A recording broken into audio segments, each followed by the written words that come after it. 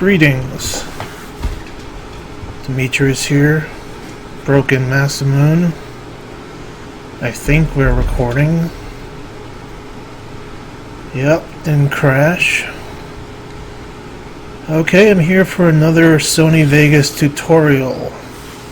And this one is going to be geared towards beginners. And I'm going to be working out of Vegas Movie Studio HD Platinum 10. Now there's 3 versions of Sony Vegas at any given time.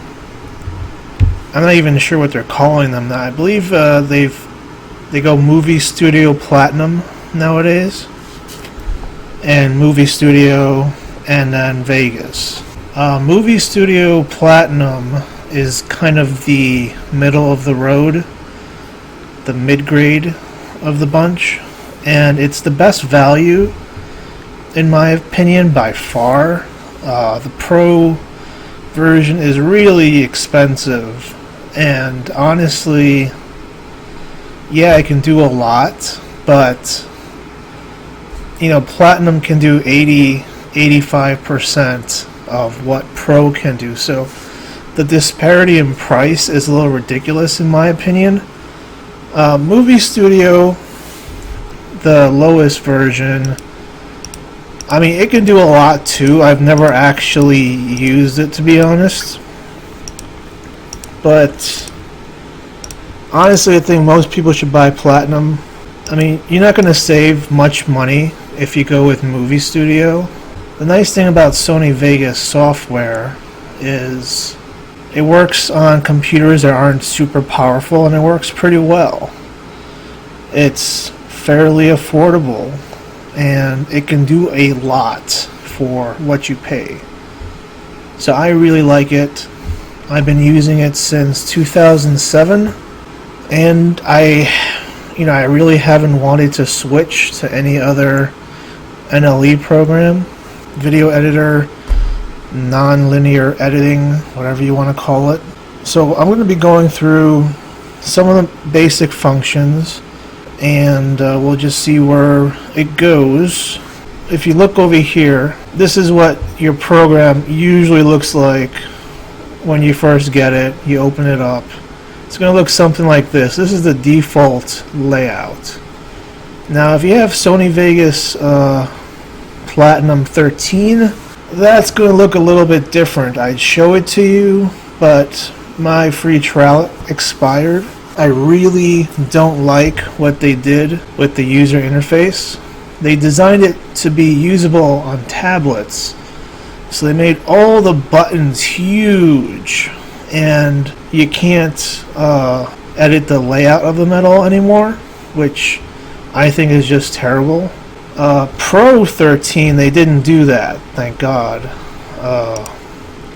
But I'm hoping when Platinum 14 comes out, they at least have an option to have the smaller buttons up there, because it's just ridiculous.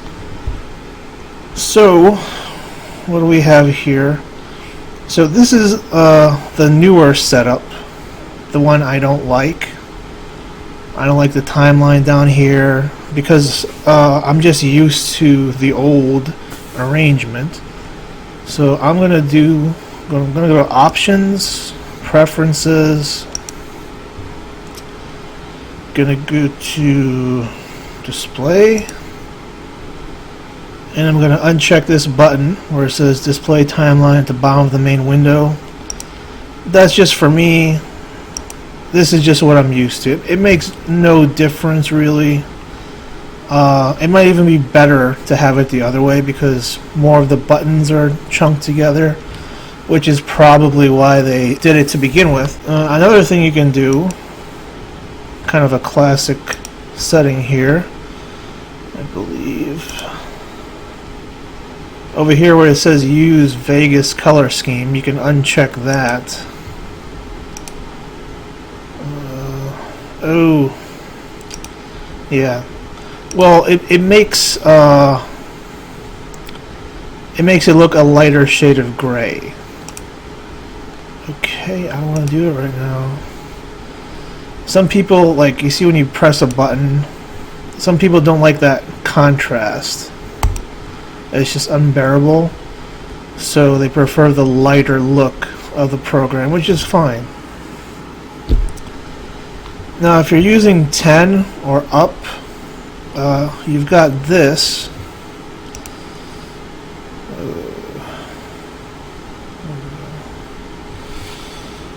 Window layouts.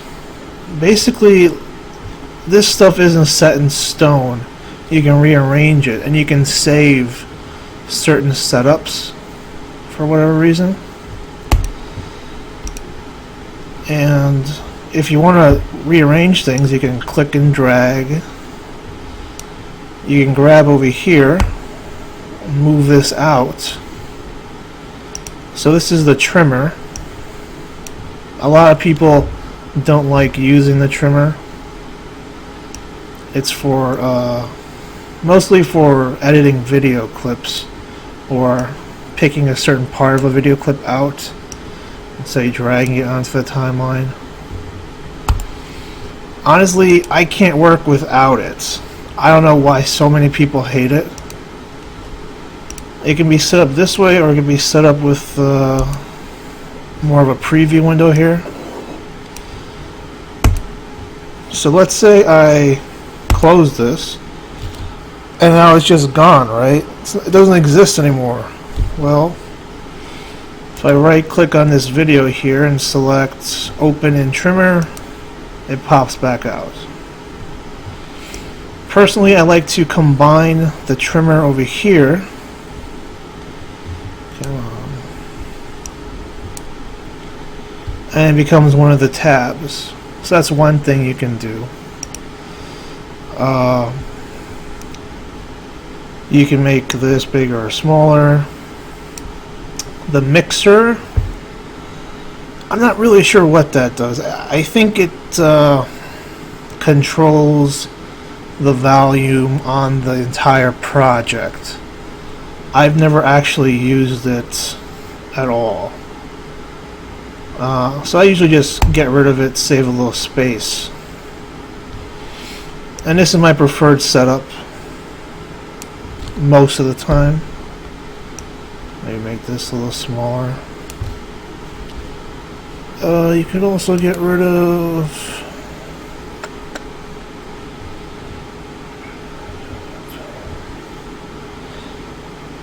the status bar. That's kind of useless. I usually get rid of that too. It's up to you.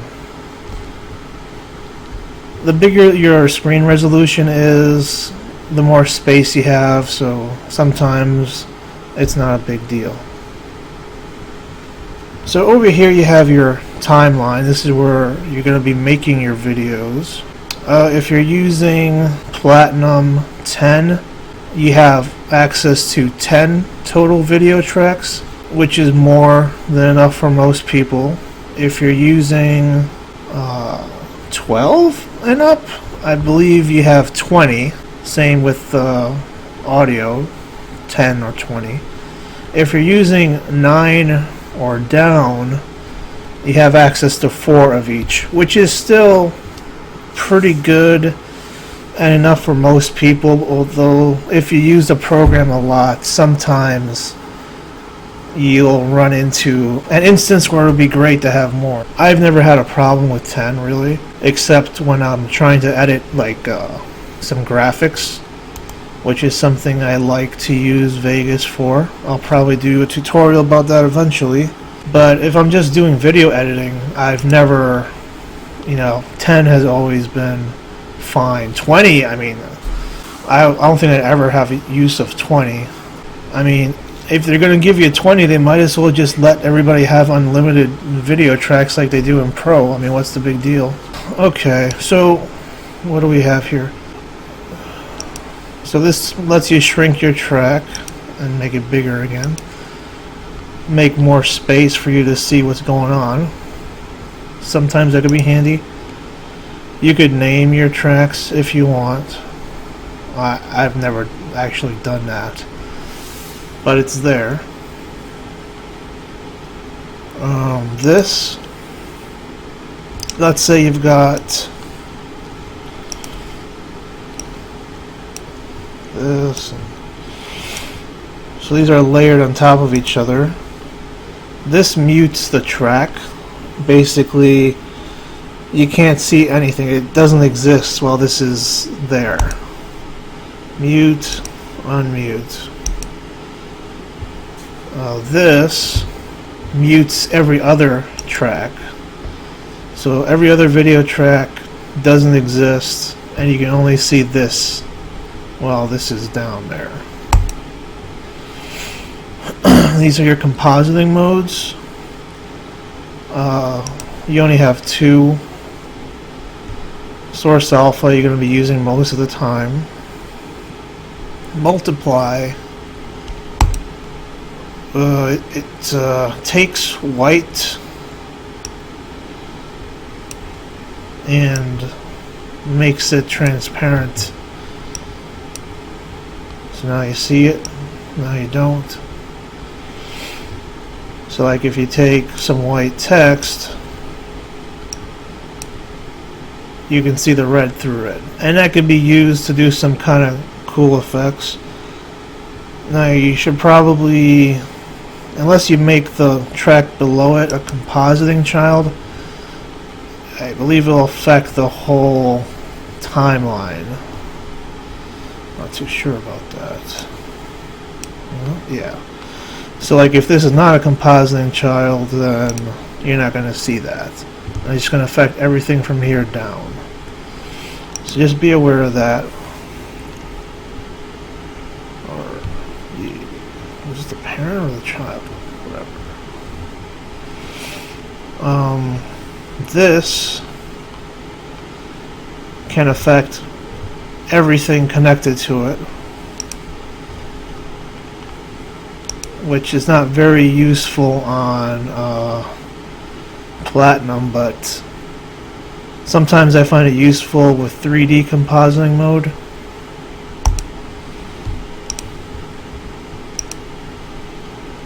Okay, turn this back to source. And this is track motion. So you got your red square there. You can go to track motion and you can move it around.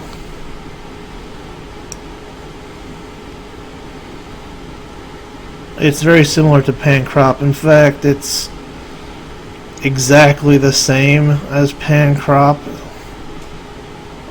except you can add a shadow or a glow straight from here. Make it bigger, smaller, rotate it.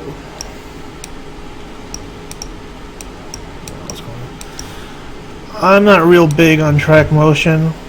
Most of the time I'll just use the pan crop for individual items, but sometimes it can be useful. Like let's say your whole track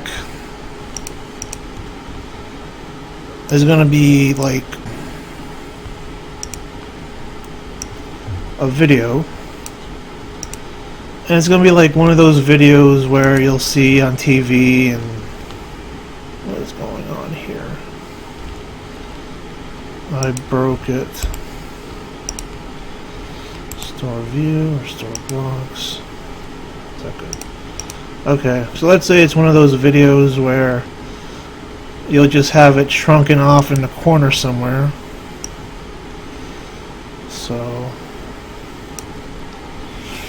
take it, position it where you want.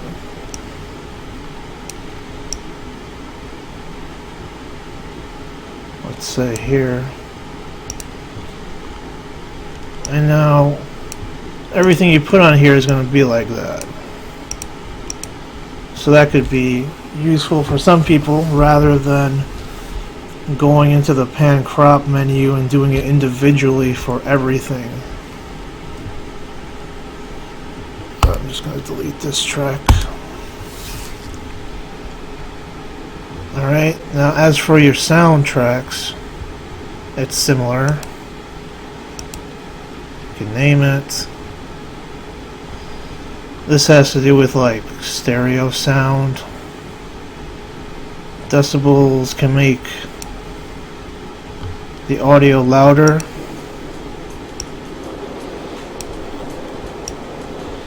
Or lower it.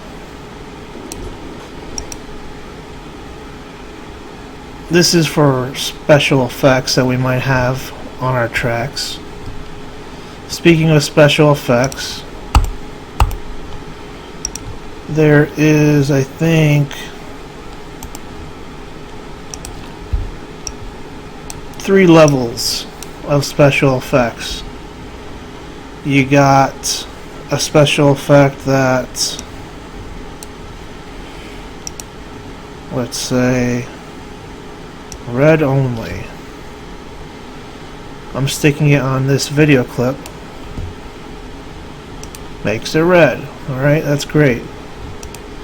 This is green. This is green. Okay, but let's say I take this same effect and instead of sticking it on the video clip over here, I stick it on the track. Okay. Well, now everything on the track is affected. So this appears here. You could adjust it a bit if you want. Let's see. So let's say I wanted to start red on the video track and then right around here create a new keyframe. And how do you even adjust this?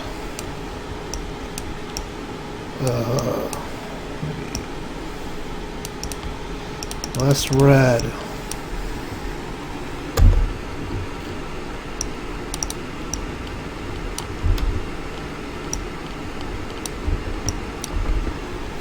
Let's try that.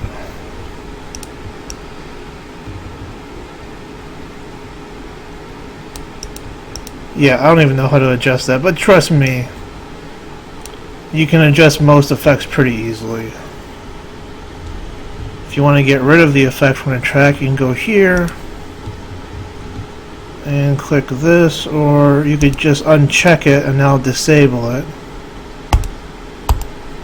Or right click it and remove, and it's gone.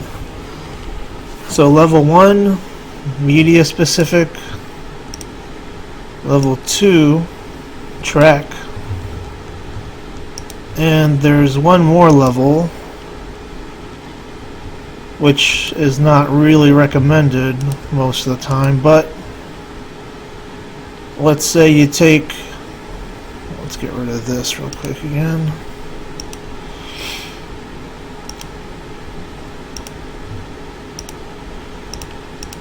So you take an effect, and let's say you don't want it to just, affect a single piece of media or a single track. You want it to affect everything in the entire project. Well, then you could take it and stick it right here, and everything will have that effect. If you want to get rid of it, go here. Could disable it or remove it. Now, if let's say you're working with a video and this is the only video you're going to be working on, and it's just a little bit too dark or too light, and instead of adjusting every single clip that you're going to use from that video, you could just do it this way and it'll affect it all the time. But even that can lead to problems, so I don't really recommend using track-wide special effects, but there might be 1 or 2 cases where it's useful, so just keep that in mind. Okay, what else can I show you here? Now if you right click you got these insert remove envelopes. You got composite level. Start there.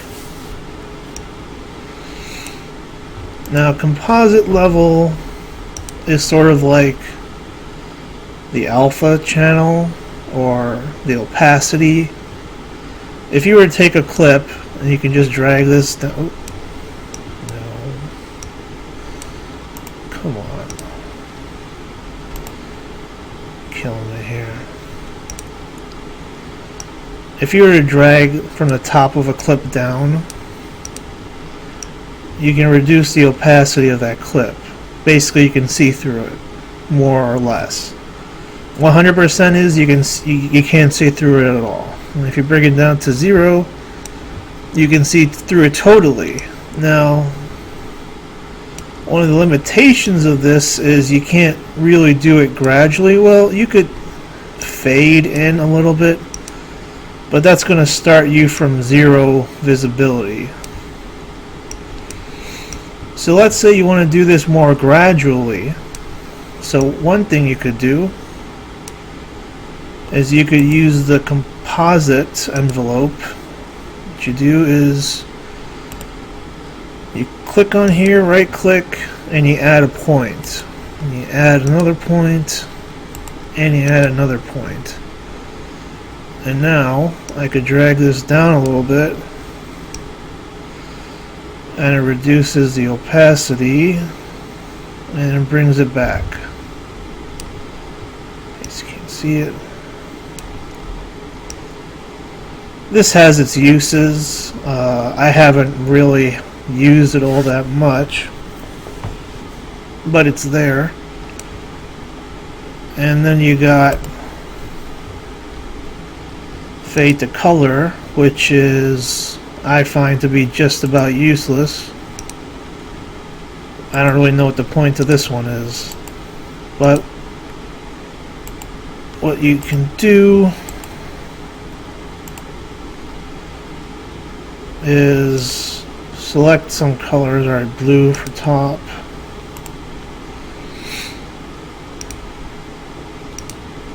And whatever. Are we still recording? Yep. So if I move this up now, my similar to this effect down here, my clip starts getting saturated blue. And if I were to move it the other way, it'll be the other color I selected. And if I go all the way down, then it's just that color. Now, what use this is, I don't know. I've never really... I don't think I've ever used this, ever. Nope. I'm sure somebody has figured out a use for it, but not me. But if you want it, there you go.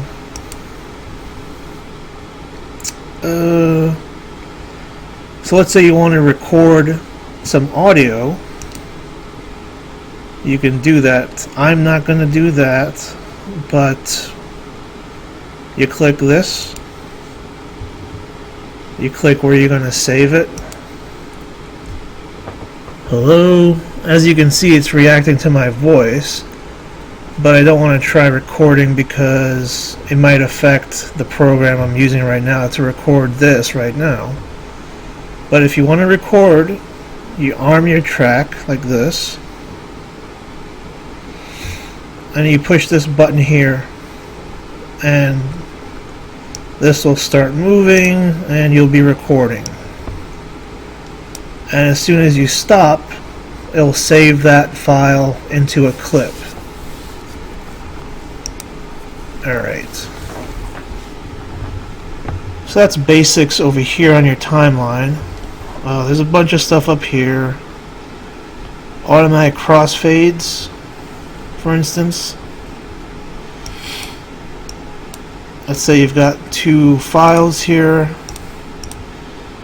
and you smush them together. They automatically do a fade. If you turn this off, it won't do that. One will just be on top of the other. So I kind of just leave that on all the time. Auto ripple. Turn that on. You move one thing, you move everything. You could also set it up to affect everything. Wait. Affect everything. Huh. I don't know why the top's not moving. Oh, there we go. Yeah. You don't want that on all the time.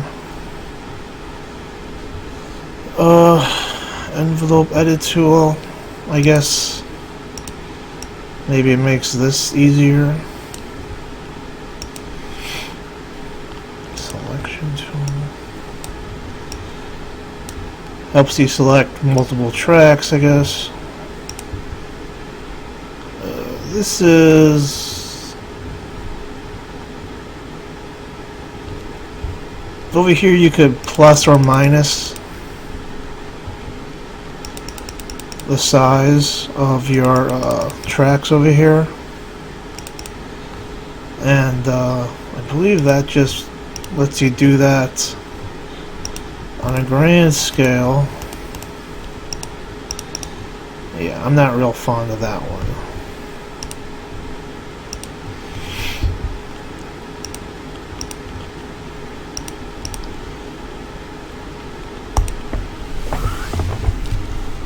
If you want to make more tracks on your timeline, you just right click, insert video track, or insert audio track.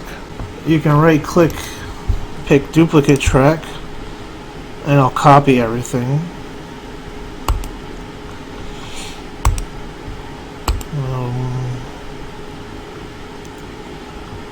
Insert text, insert media. These are all little shortcuts. This might say project or it might say file. You can make a new project, open a project, close the one you're working on, save the one you're working on. Make movie is sort of like a... It's sort of like kind of automatically does stuff for you. I don't really ever use that. I go for render as, and I'll just save here. You can customize your template for how you want to save it.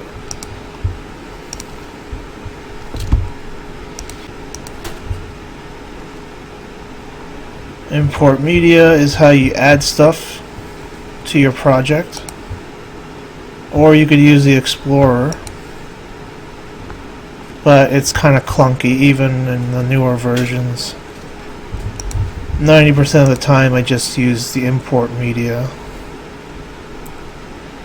Upload to YouTube I've never used. I've never used capture video or this or this. Properties is very important. This is the properties of your video right now. It's set to this.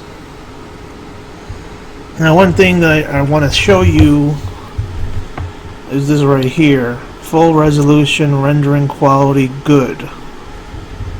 I don't know why this is set to good, but you want this set to best. What this is saying, whatever video you make, when you render it, it's going to come out at the highest quality you can. If this is set to good, it's not. Preview or draft is going to be even worse. So you always want this on best. I'm not too clear on these, but one thing that's kind of cool about Sony Vegas is you can take snapshots and save them, And if you want to take them to the highest quality possible, you want to set it to progressive scan and interlope fields. Do that. Go here, set this to best full, and find something on screen, and whatever you have on screen here will be saved as a JPEG. Just make sure you set this to best full. And by the way, this is your preview window. So, you know, as you're editing, you're playing a video, sometimes your computer might, since this is happening in real time, it might be better to work on, say, good auto, or, you know, even preview auto. It diminishes the quality of the video, but it'll usually be a lot faster. But you know, just be careful when you save. Make sure it's set to best. I don't think the preview settings matter, but you want to at least glance at your stuff in a higher preview setting just to really know what it looks like. Because if you say working on draft, it starts to look pretty bad, like draft half, or God forbid draft quarter. I mean, it just looks like garbage, so you don't really know what you got.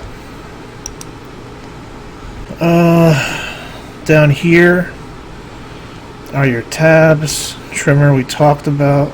Project media. This is everything that's in your project right now. Media bins can be useful. Say I take one of these. Let's create a new bin. Let's call it solid color bin. Now this is all the media. Let's say I stick this here, and this, and this, just all this crap.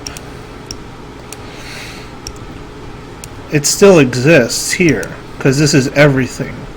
But let's say I just want to look at these color squares. Well, I go to this bin and that's all I see. So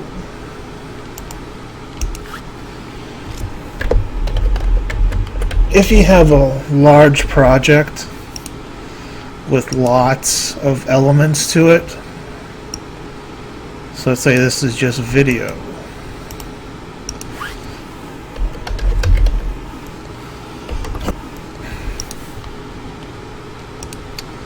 This is just text. You still have all your stuff, but if you want to filter it a bit, you can do that.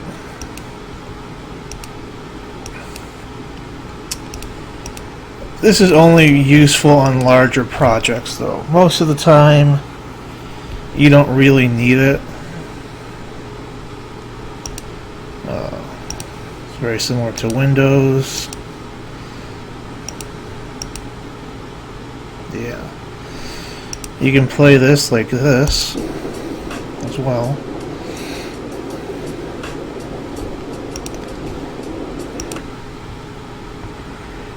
Dun, dun, dun. Explorer I mentioned. It's basically the same thing as the Windows Explorer, only not quite as good.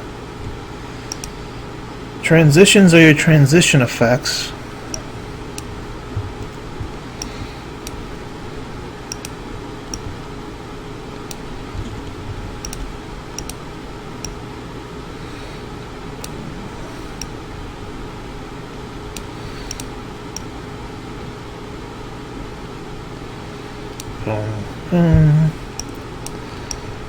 There's a lot of them. And these are just the Sony Vegas ones. There's a lot of third-party ones you can get too. They can be a little pricey though. You don't want to go too heavy with transitions though. A lot of people go crazy with the transitions. It's not always a good thing to have transitions. You want to keep it subtle most of the time. And don't use them too often. Video effects are all the special effects we can do. Quite a few of them. Black and white, restore border. I'm not going to talk about all these right now. TV simulator is a popular one. It actually is quite a decent effect plugin.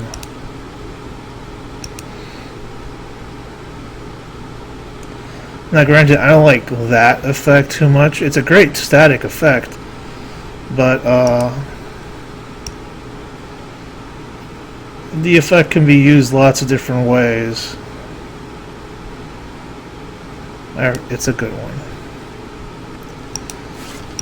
Alright, so that's everything down in your tabs. You don't have to have all these tabs here if you don't want them. Also, you could remove some of this stuff. The Explorer, I might consider removing the Explorer just because I never use it.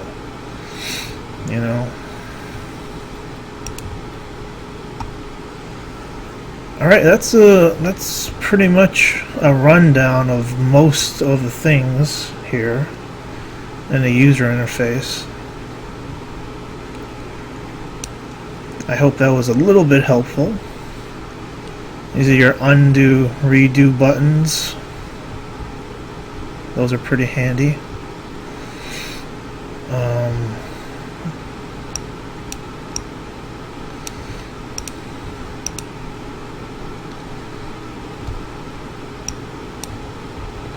This just changes how quickly you play through your timeline. You want to leave that alone almost all the time.